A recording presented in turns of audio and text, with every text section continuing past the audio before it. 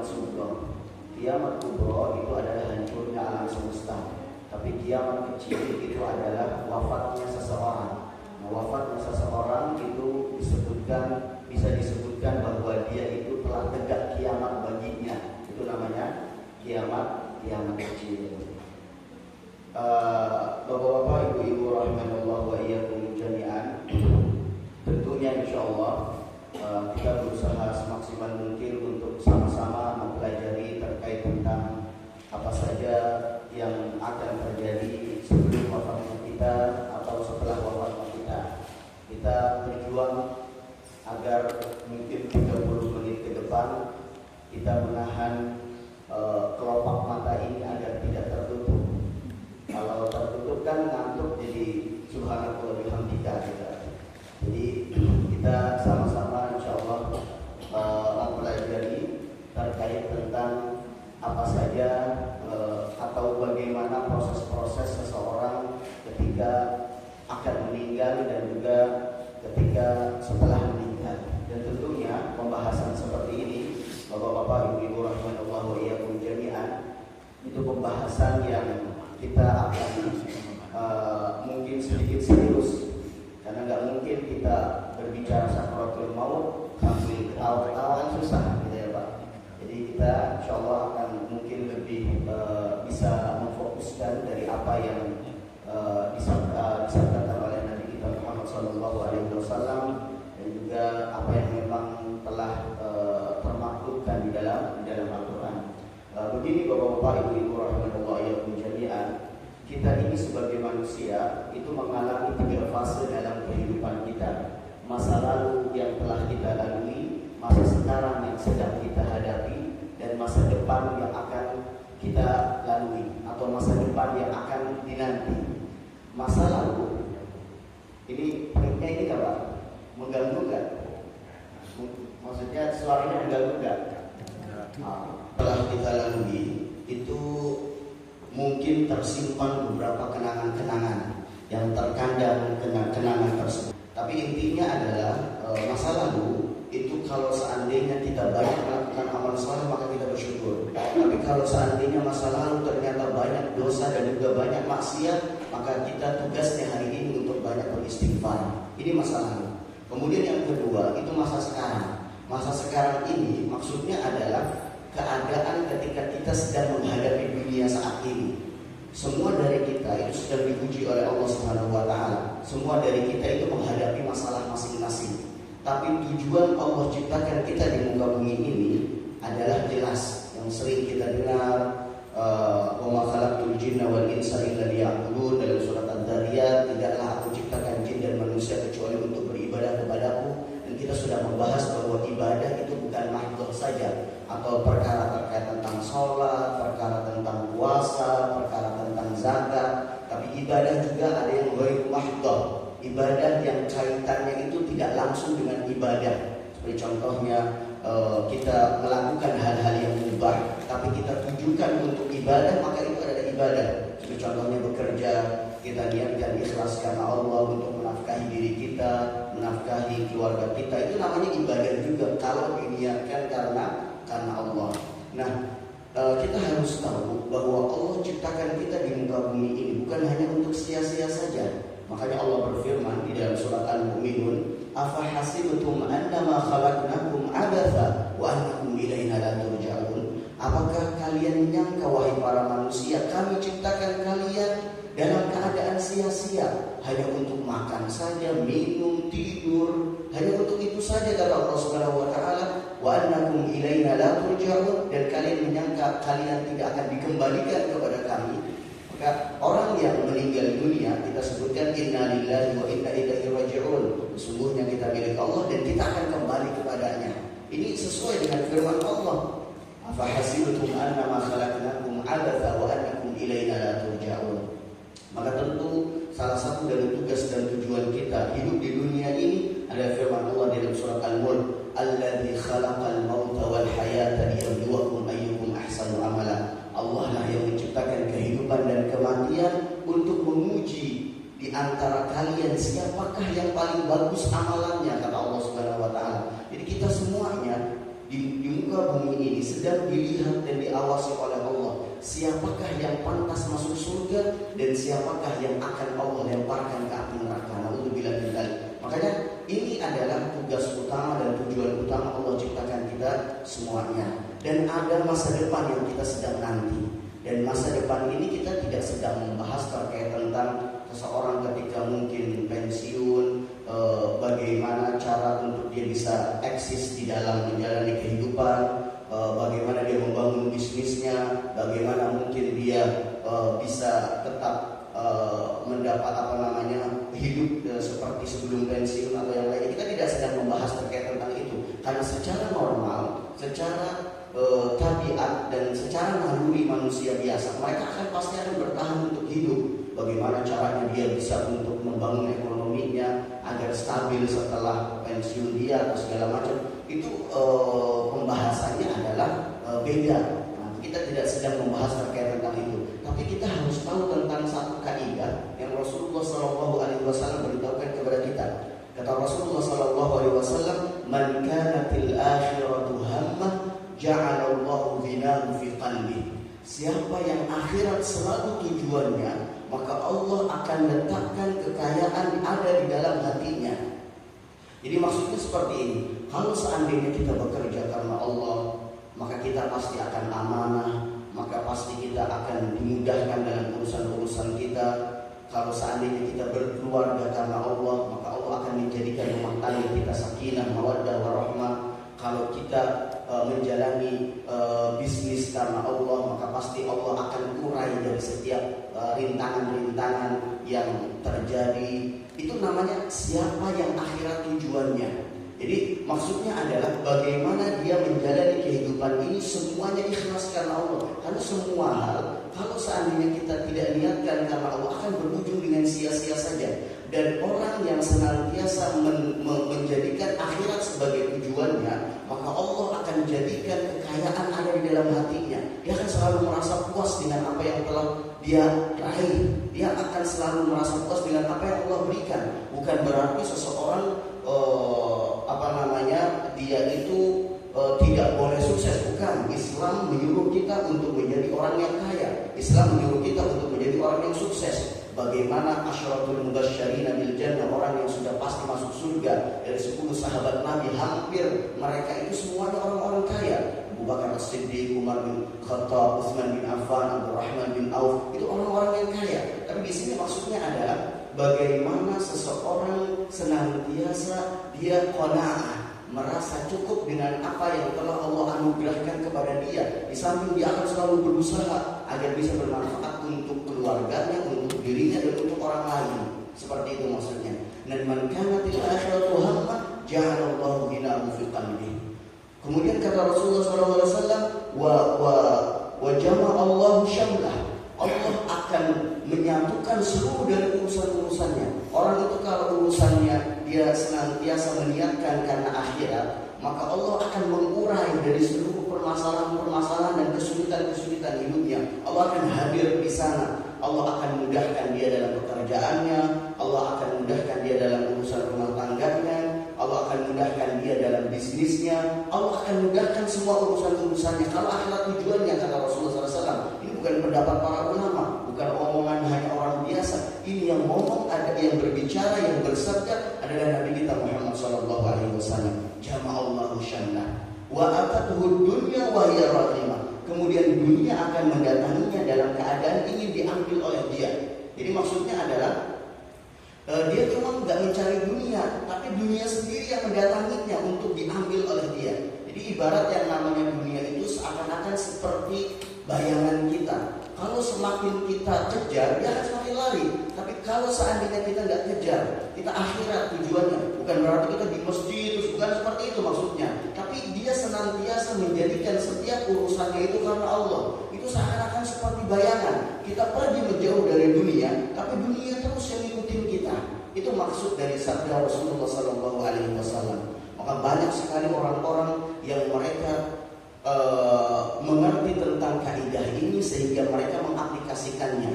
Dan banyak orang yang tidak tenang karena mungkin harta berlimpah tapi tujuannya bukan karena akhirat, gitu kan? banyak sekali contoh-contohnya ataupun mungkin pengalaman-pengalaman sangat banyak sekali. Saya ada contoh satu Pak. Ada seseorang yang dia bekerja di salah satu tempat. Ini saya kenal orang tersebut. Itu dia salah satu dari rutinitas setiap bulannya itu beliau selalu memberikan santunan kepada orang-orang yang membutuhkan, janda, orang miskin, sekolah dan yang lainnya. Itu sangat banyak sekali, baik yang diketahui atau yang tidak diketahui, banyak sekali. Yaitu pertama, sebelum dia membangun bisnisnya, gitu kan, dia bekerja di salah satu perusahaan bentuknya, gitu kan, di luar negeri, tapi kerjanya di sini. Beliau itu bercerita dulu ketika saya baru mungkin dekat dengan masjid atau dekat dengan ngaji dan yang lainnya, itu saya berusaha untuk menghitung-hitung keuntungan presentasi bisnis saya, gitu kan. Dia punya perusahaan sendiri, walaupun dia bekerja juga di perusahaan asing, gitu kan. Beliau mengatakan, ngomong sendiri ke saya, beliau pada saat pertama kali membangun bisnis, beliau membangun bisnis namanya perusahaan kain flanel, kain-kain lah intinya seperti itu. Dulu pas pertama saya baru membangun bisnis, saya itu selalu menghitung-hitung keuntungan saya. Apakah kalau seandainya ketika saya membangun bisnis ini, terus kemudian saya sedekahkan dari hasil apa yang telah saya bisniskan, itu nanti hasilnya bagaimana, gitu kan? Dia hitung setiap bulan, dia rincikan, gitu kan? Bagaimana mungkin modalnya dia, terus kemudian bagaimana perputaran uangnya, terus kemudian dia sedekahkan. Kata dia mengambil satu kesimpulan, setiap dia itu memberikan sedekah, maka Allah akan memberikan keuntungan yang lebih banyak daripada yang sebelum dia sedekah. Semakin banyak sedekahnya, dia itu semakin banyak sekali keuntungan perusahaannya. Itu salah satunya seperti itu Pak. Walaupun terkadang seseorang itu pasti akan diuji oleh Allah, gitu kan? Jadi kita harus paham terkait tentang konsep di mana di dunia ini pasti akan ada ujiannya masing-masing, gitu kan? Tapi jelas firman Allah Subhanahu wa taala, sabda Nabi kita Muhammad sallallahu alaihi wasallam, "Ma naqasat shadaqatun min malin." Sesungguhnya yang namanya sedekah itu tidak akan pernah mengurangi harta. Di dalam Al-Quran juga disebutkan, gitu kan? Mathalul ladzina yunfiquna amwalahum fi sabilillahi kamathali habbatin anbatat sab'a sanabil fi kulli sunbulatin mi'atu habbah, gitu kan? Kalau sedekah satu kali maka akan dilipat gandakan menjadi 700 kali lipat, seperti itu. Jadi ini konsepnya sebenarnya seperti itu. Jadi kita harus pahami siapa yang akhirat tujuannya, pasti Allah akan mudahkan setiap urusan-urusannya. Nah, ini yang akan kita bahas terkait tentang bagaimana seseorang itu membangun masa depannya untuk dia jangan sampai menyesal setelah dia meninggal. Karena salah satu dari nama kiamat Pak, itu adalah hari penyesalan. Allah berfirman di dalam surat Maryam, wa anzirhum yaumal hasarah. Wahai Muhammad, kabarkanlah kepada umatmu terkait tentang yaumul hasarah. Peringatkanlah kepada mereka tentang hari penyesalan, kata Allah Subhanahu wa taala. Wa anzirhum yaumal hasrah idz qudiyal amr, ketika perkara telah ditetapkan, wa hum fi ghaflah, dan mereka selalu berada di dalam kelalaian, kata Allah Subhanahu wa taala. Wa hum la yu'minun, dan mereka tidak beriman kepadaku. Jadi salah satu dari hari kiamat itu namanya yaumul hasrah, hari penyesalan. Kenapa Pak? Karena banyak sekali penyesalan-penyesalan yang terjadi di hari kiamat kelak. Penyesalan-penyesalan setelah mereka meninggal dunia, penyesalan-penyesalan setelah mereka dicabut nyawanya oleh Allah Subhanahu wa taala. Sangat banyak sekali. Salah satunya adalah Allah berfirman di dalam surat Al-Ahzab, Allah mengatakan terkait tentang mereka orang-orang yang sudah masuk neraka. Allah mengatakan yauma tuqallabu wujuhuhum finnar yaquluna ya laitana ata'na Allah wa ata'na Rasulah. Ketika di hari di mana mereka dibolak-balikan wajahnya di api neraka, maka mereka semuanya mengatakan, andaikan dahulu kami taat kepada Allah dan Rasulnya. Mereka menyesal. Kenapa kok selama hidup di dunia mungkin dia telah melakukan perbuatan-perbuatan maksiat, minum khamr lah, judi lah, berzina lah, meninggalkan sholat lah. Mereka menyesal sehingga mereka mengatakan, kenapa kok kok saya menuruti hawa nafsu saya, padahal Allah telah memerintahkan, Allah telah melarang. Kenapa kok saya datang kepada larangan-larangan Allah? Kenapa kok saya datang kepada larangan-larangan Rasulullah? Mereka menyesal dengan mengatakan, ya laitana ata'na Allah wa ata'na Rasulah.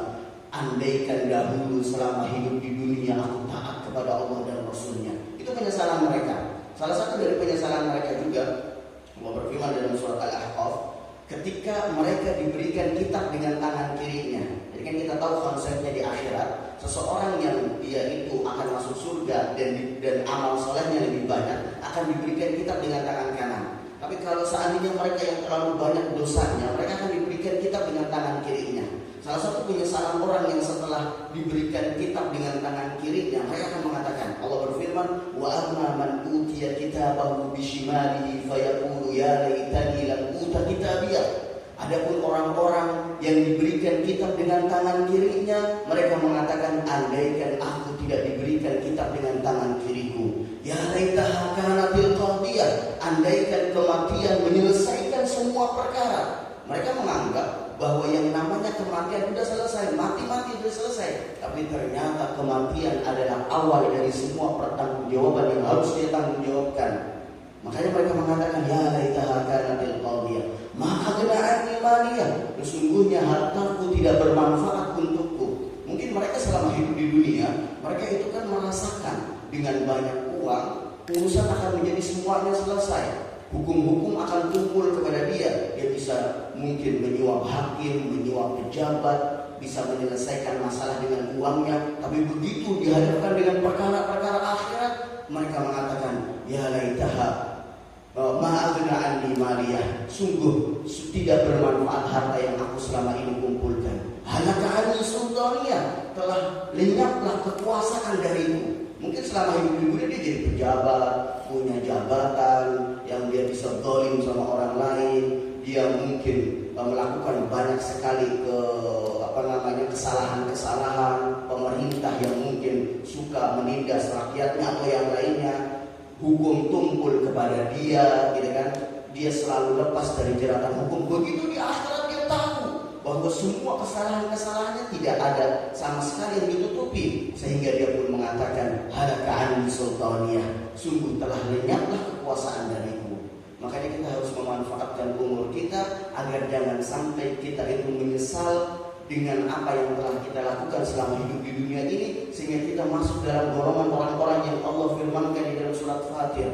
Allah mengatakan, wa hum yastarikhuna fiha, mereka orang-orang penghuni neraka berteriak sekencang-kencangnya di neraka. Apa yang mereka teriakkan? Orang kalau teriak, orang kalau stres, biasanya dia akan mengungkapkan sesuatu yang ada di dalam hatinya, yang menjadi pikirannya. Mereka mengatakan, wa hum yastarikhuna fiha rabbana akhrijna na'mal salihan ghairal ladzi kunna na'mal. Ya Allah, keluarkanlah kami dari api neraka ini ya Allah. Kembalikanlah kami ke dunia ya Allah, agar kami melakukan amal saleh yang dahulu pernah kami tinggalkan ya Allah. Mungkin terpampang di hadapannya, seharusnya kalau malam dia bisa sholat 2 rakaat tahajud minimal 1 witir, tapi dia lebih memilih selimutnya. Mungkin terpampang di dalam benaknya dan di depan layarnya, dia seharusnya bisa puasa Senin Kemis atau puasa Daud atau puasa Ayyamul Bid, tapi ternyata dia tinggalkan. Mungkin terbuka di hadapannya, seharusnya dia bisa bersedekah ketika saudara-saudara mereka tertimpa musibah. Contohnya mungkin ada di Sumatera Barat, ada di Padang, saudara-saudara kita membutuhkan, tapi dia melihat MBG-nya, melihat uangnya seakan-akan sayang atau segala macam, dia menyesal, sehingga dia menginginkan untuk dikembalikan lagi ke dunia agar dia melakukan amal soleh yang dahulu pernah mereka tinggalkan. Maka kata Allah Subhanahu wa taala, awalam nu'ammirkum ma yatadakkaru fihi man tadakkar, bukankah kami telah memberikan umur yang cukup kepada kalian, yang seharusnya kalian berpikir dengan umur yang telah aku berikan kepada kalian. Waja'akumun nadhir, dan telah datang pembawa peringatan kepada kalian.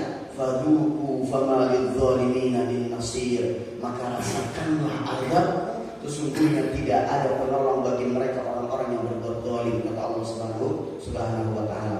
Oleh karena itu kita harus pahami, sebelum kita termasuk dari orang-orang yang menyesal, kita harus tahu langkah-langkah apa saja yang ternyata langkah-langkah tersebut akan kita hadapi sebelum kematian kita.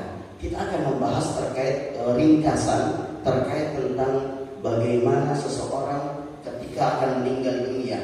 Jadi ada urutan-urutannya sebelum kematian datang. Jadi proses sebelum kematian datang. Sebelum proses kematian datang, yang pertama seseorang itu pasti akan mengalami yang namanya sakratul maut. Sakratul maut. Proses yang kedua itu ada namanya ihtidar. Ihtidar itu artinya detik-detik menjelang proses pencabutan nyawa, itu namanya ihtidar.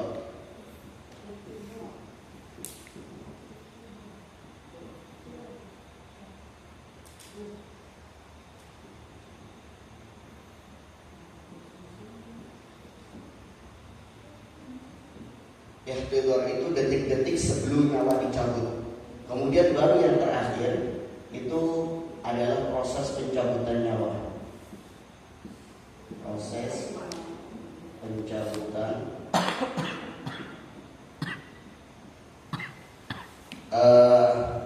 kita akan membahas terkait tentang dua hal ini karena ini sangat panjang pembahasannya. Belum pada pertemuan kali ini insyaallah kita membahas sakratul maut dengan yang namanya ihtidar. Tapi Pak, sebelum ini kita harus tahu bahwa setiap orang itu tidak tahu kapan ajalnya. Semua orang itu dia tidak mengerti kapan Allah akan wafatkan dia.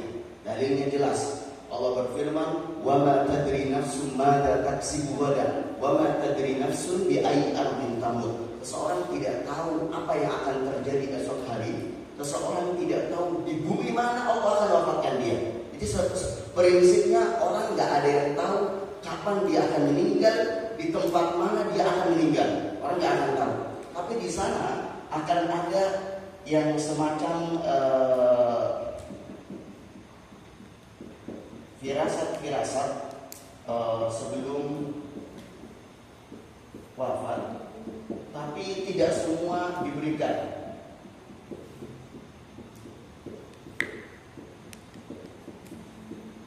Sebelum dia meninggal itu terkadang memang sebagian orang itu ada firasat-firasat tertentu atau tanda-tanda dia itu akan diwafatkan oleh Allah Subhanahu wa taala. Tapi nggak semua orang, Pak, nggak semua orang. Dalilnya adalah dulu Rasulullah SAW. Kita bahas kalau membahas terkait tentang para nabi yang lainnya tentunya sangat banyak. Tapi kita bahas khusus ketika Nabi kita Muhammad SAW akan wafat. Jadi ada firasat-firasat dari Nabi Muhammad ketika beliau akan wafat. Setidaknya kita ambil 3 contoh. Yang pertama adalah perkataan beliau kepada Mu'adz bin Jabal. Kemudian yang kedua perkataan beliau kepada Fatimah. Kemudian yang terakhir perkataan beliau kepada semua para sahabat.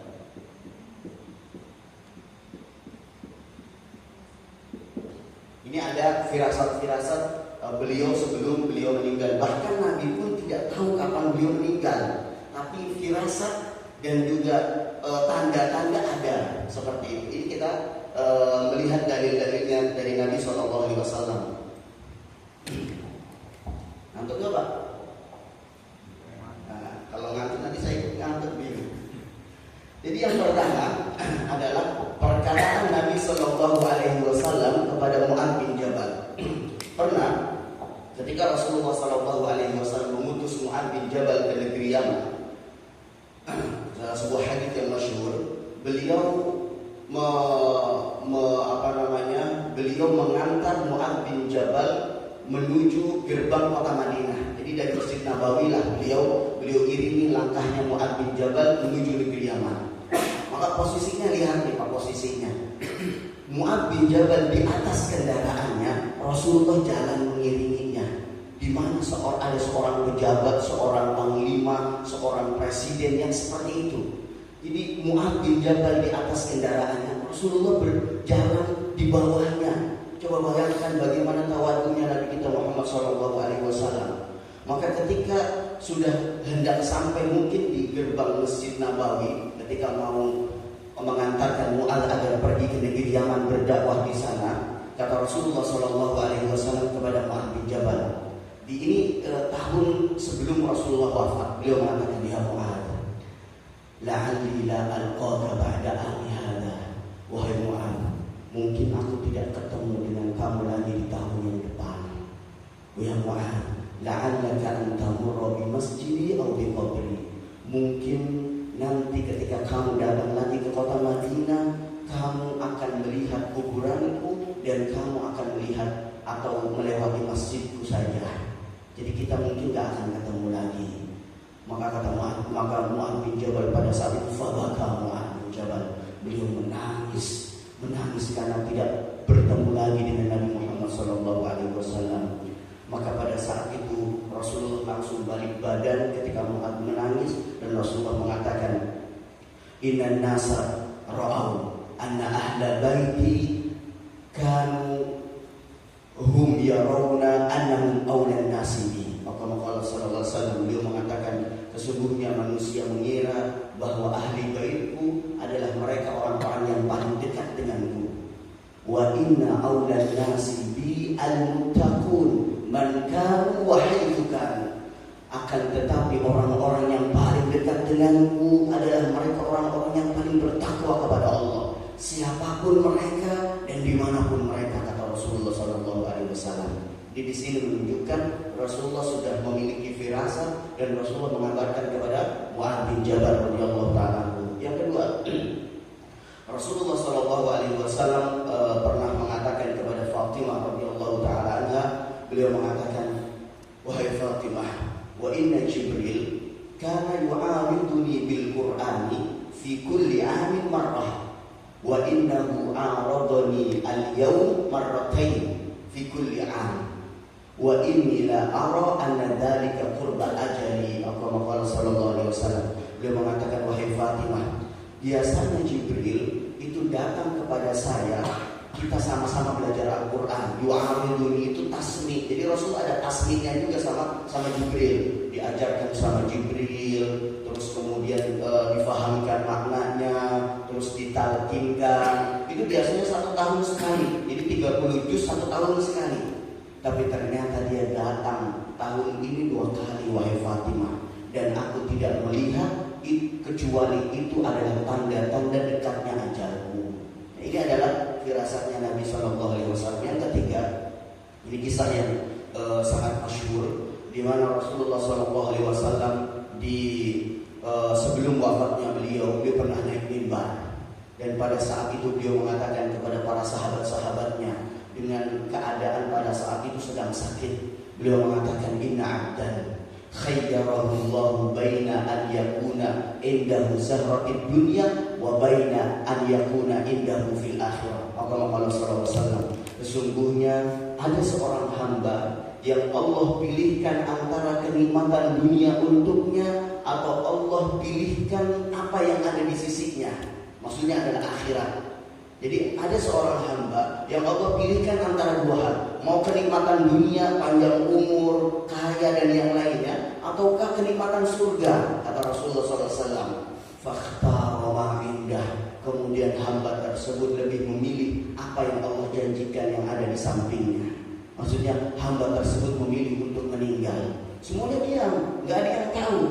Maka pada saat itu Abu Bakar As-Siddiq beliau langsung lantang menangis dan mengatakan, fadainaka bi abaina wa ummahatina ya Rasulullah. Ya Rasulullah, ayahku dan ibuku sebagai tebusan untukmu wahai Rasulullah. Nangis Abu Bakar, semuanya diam, nggak ada yang tahu, tapi Abu Bakar nangis. Dan pada saat itu perawi hadis Abu Sa'id Al-Khudri beliau mengatakan, semua orang nggak ada yang tahu terkait tentang sabda Nabi ini. Jadi Rasulullah ngomong apa, mereka nggak ada yang paham, kita semuanya nggak ada yang paham. Sampai sebagian nyinyir sama Abu Bakar. Maksudnya sebagian suudzon sama Abu Bakar. Ini maksudnya Abu Bakar apa sih? Rasulullah cuma ngomong seperti itu, tapi kok beliau nangis gitu kan? Mana ada syekh? Kenapa orang tua ini seperti itu? Jadi sebagian tidak paham, hanya Abu Bakar yang paham. Gitu kan? Wa kana Abu Bakrin a'lamna. Setelah kejadian itu selesai, mereka baru menyadari Abu Bakar orang yang paling cerdas dan orang yang paling paham daripada kita. Jadi maksudnya adalah ya hamba di sini adalah Rasulullah. Jadi para nabi, Pak, itu ketika mau meninggal itu ditawarkan dulu sama Allah, mau lanjut dunia atau meninggal seperti itu. Biasanya rentetan para nabi seperti itu. Walaupun ajal sudah ditentukan sama Allah Subhanahu wa taala tentunya, gitu kan? Tapi di sini ada salah satu kekhususan untuk para nabi. Maka Nabi SAW juga mengatakan pada saat itu ada seorang hamba yang dipilihkan mau hidup terus di dunia atau mau kenikmatan di akhirat. Maka ternyata Rasulullah SAW lebih memilih untuk kenikmatan di akhirat. Ketika Abu Bakar menangis, ketika Abu Bakar teriak pada saat itu, fadainaka bi abaina wa ummahatina, maka kata Abu Bakar As-Siddiq, beliau mengatakan, inna min amalin nasi alayya fi malihi wa sohbatihi Abu Bakrin. Sesungguhnya orang yang paling berjasa untukku dari hartanya dan juga pertemanan serta persahabatannya adalah Abu Bakar, kata Rasulullah SAW. Beliau ngomong seperti itu sampai kemudian beliau mengatakan, wa ma li ahadin minna min yadin illa kafa'nahu. Kalau SAW, tidaklah ada seseorang yang dia pernah berbuat baik kepadaku kecuali kami telah membalasnya.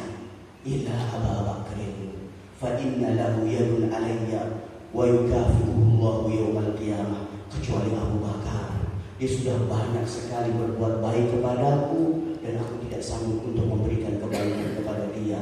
Cukuplah Allah yang akan membalaskan jasa-jasanya.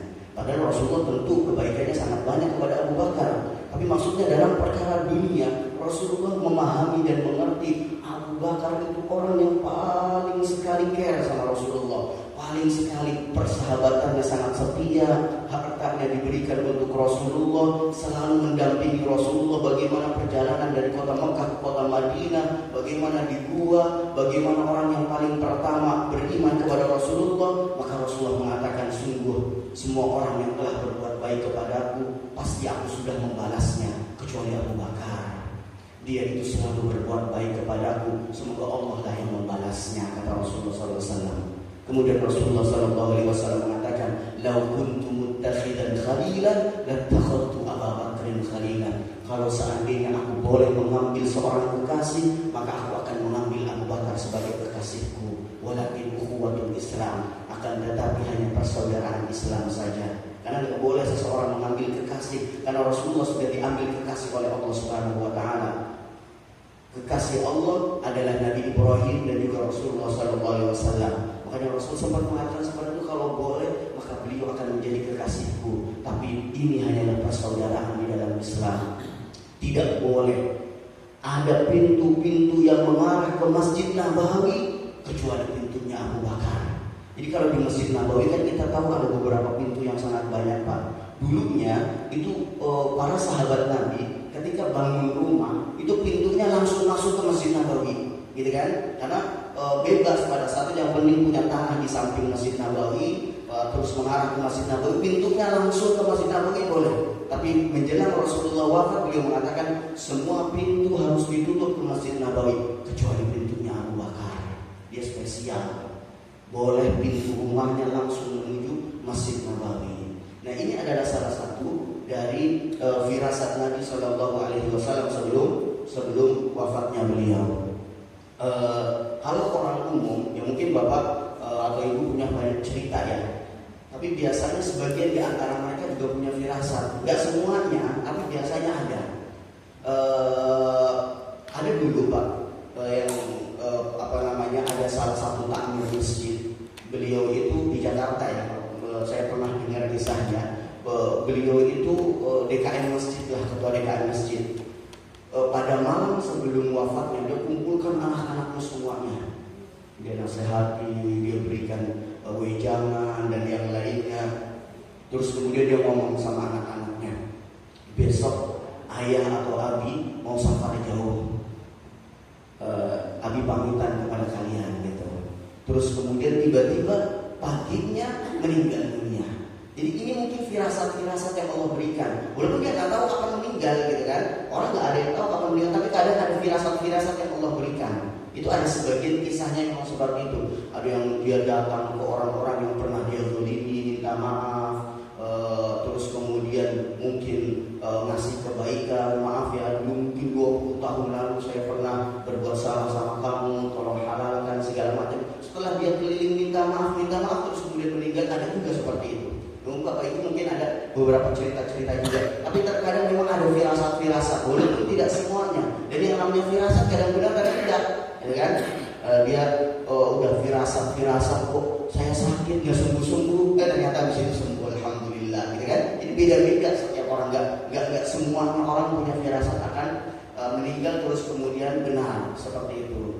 Nah terus kemudian sebelum kematian itu ada namanya proses sakratul maut. Jam berapa menit lagi? Mau ini ya? Udah capek ya Pak?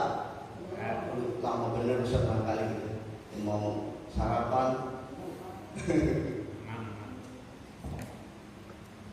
Masih?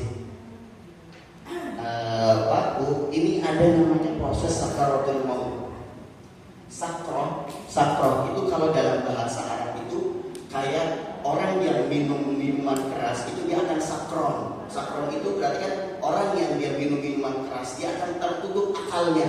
Makanya orang yang minum khamar, yang mengkonsumsi narkoba, narkotika itu kan dia merasa mungkin melayang dan yang enak karena akalnya itu tertutup, gitu kan? Itu sakron dalam bahasa Arab, sakron. Begitu juga sakroh. Sakron itu orang yang hampir-hampir akalnya tertutup karena kedahsyatan menjelang kematian. Jadi yang namanya sakratul maut itu artinya adalah himpitan, kepayahan,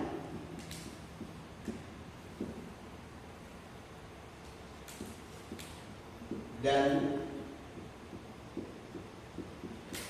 rasa sakit menjelang kematian. Itu namanya sakratul maut, menjelang kematian.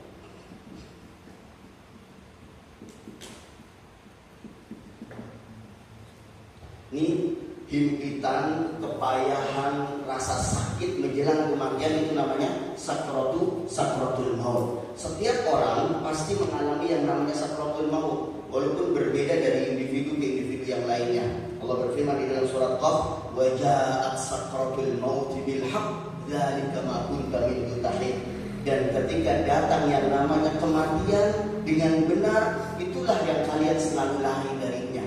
Semua dari kita kan selalu lari dari yang namanya kematian. Naik motor kita usahakan pelan-pelan, naik mobil usahakan kita lihat kanan kiri, kalau jalan jangan sampai tersandung. Itu kan kita semua orang itu punya naluri untuk bertahan dari yang namanya kematian. Jangan sampai datang kematian kepada dia, gitu kan? Tapi ketika datang kematian, seseorang sudah tidak bisa lagi untuk lari darinya. Allah berfirman, "Qul innal mauta alladzi tafirruna minhu fa innahu mulaqikum." Katakanlah wahai Muhammad kepada seluruh manusia, sesungguhnya kematian yang kalian lari darinya pasti akan menghampiri kalian. Nah, seperti itu. Ini yang namanya sakratul maut. Dan sakratul maut ini, Pak, ini adalah rasa sakit menjelang kematian. Jadi rasa sakit yang begitu sangat dahsyat, yang luar biasa. Sampai-sampai Rasulullah ketika sakit menjelang sakit di sakratul mautnya, menjelang ikhtidarnya beliau, itu kan sekitar mungkin beda-beda riwayatnya. Ada yang mengatakan 2 pekanan Rasulullah sakit, gitu kan? Nah, di menjelang sakit menjelang kematiannya itu Rasulullah badannya demam luar biasa, Pak, panas sekali. Di para saat kan Rasulullah pakai selimut, itu sampai kalau dipegang selimut atasnya itu panas luar biasa. Itu sakit-sakitnya Rasulullah seperti itu.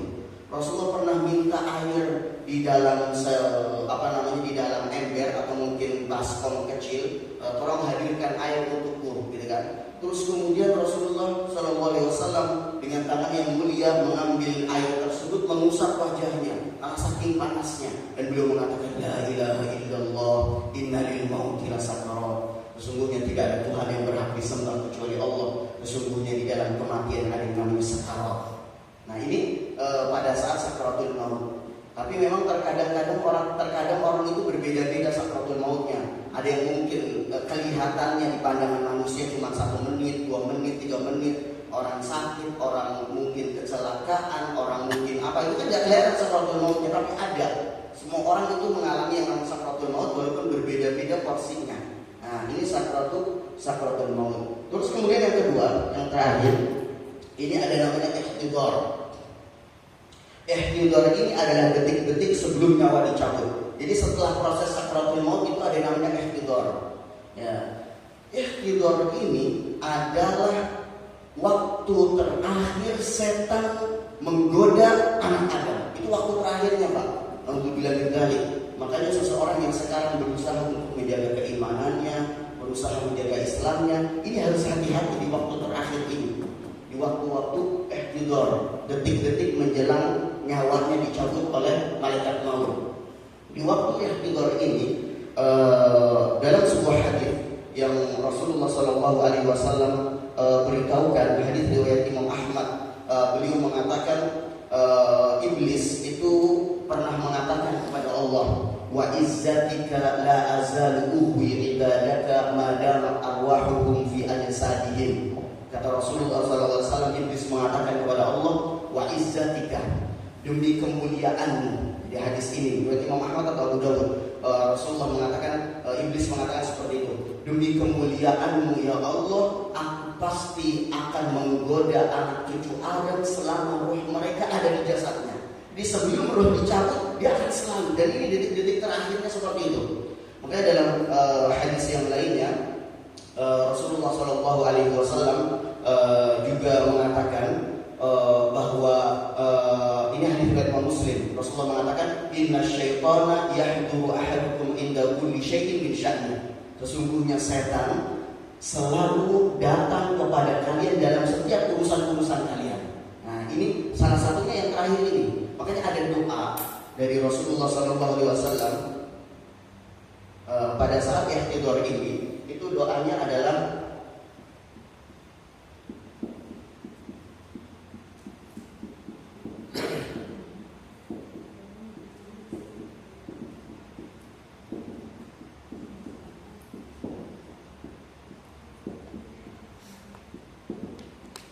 wa a'udzu bika an yatakhabbatani asy-syaitan indal maut. Artinya kalau susah bahasa Arabnya, yang penting bahasa Indonesianya gitu kan. Aku berlindung kepada engkau dari gangguan dan godaan setan menjelang kematian. Ini doa yang diajarkan oleh Rasulullah SAW. A'udzu bika an yatakhabbatani asy-syaitan indal maut. Aku berlindung kepada engkau ya Allah dari diganggunya aku dari setan menjelang kematian. Nah, ini salah satu doa dari Rasulullah SAW. Makanya menjelang kematian itu para ulama banyak yang mengkisahkan kepada kita, banyak yang mereka ini diganggu oleh setan. Salah satunya itu Imam Ahmad bin Hanbal. Beliau pernah diceritakan sama anaknya Abdullah bin Ahmad bin Hanbal. Beliau itu ketika mau meninggal itu beliau pernah ngomong sendiri dan beliau mengatakan lama belum. Maka pada saat itu anaknya bertanya, wahai ayahku, kenapa engkau mengatakan belum? Maka kata Imam Ahmad bin Hanbal, sesungguhnya setan datang pada saat ini kepadaku dan dia mengatakan, laqad anta ya Ahmad, kamu telah lepas dari gangguan dan jeratanku wahai Ahmad. Kata Imam Ahmad, belum selesai, kita masih bertarung. Nah, di sini maksudnya adalah kata para ulama, setan akan ingin memasuki dari sifat ujub. Jadi Imam Ahmad biar merasa sombong, merasa hebat, merasa bisa ngalahin setan, sehingga kamu memang udah selesai dari jeratan saya, kamu yang menang. Kata Imam Ahmad, belum, saya masih bertarung sampai sama kamu sampai saya meninggal. Maksudnya seperti itu.